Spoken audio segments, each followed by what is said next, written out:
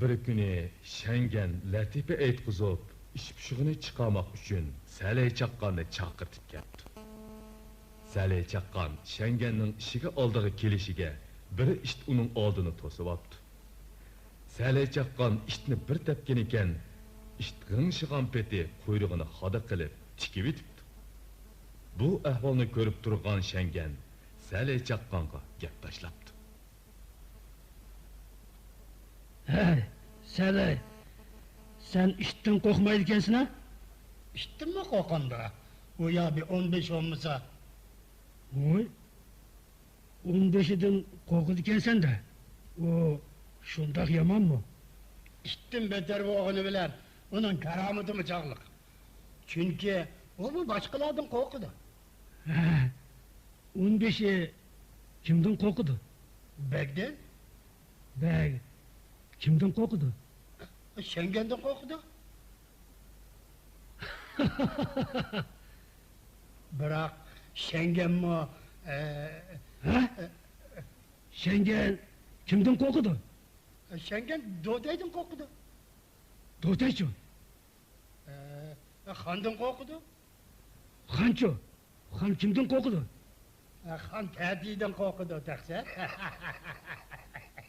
Hey gaday, ağzını bekip sözle. Özleri sorumuzla ben mi demeydim şu?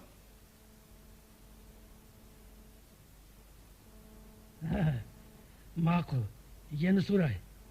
Nerede toktarsın ki? Detay, kimden korkudu? Tadi yoldan korkudu. Yol, nemeden korkudu? Yağmurda, Yağmur, nemeden korkudu? borandan korkudu. Boyan nemeden korkudu? Eski tamda, Eski tamcı, eski tam Çaşkan'dan korkudu. Şaşkan, nemeden korkudu? Müşükte, Müşük, nemeden korkudu? müşük aslının işlerden korkudu. İşçi, iş nemeden korkudu? İşitmenden korkudu.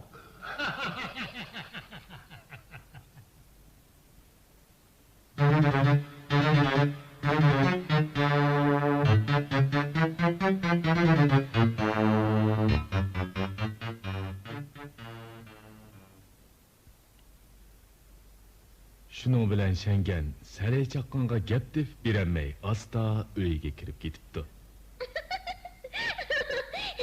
Buva, Salay chaqqon degan ajab qiziq odamkin ha. Shundoq. U mu Uyg'urlar orasidan chiqqan ikkinchi apandi.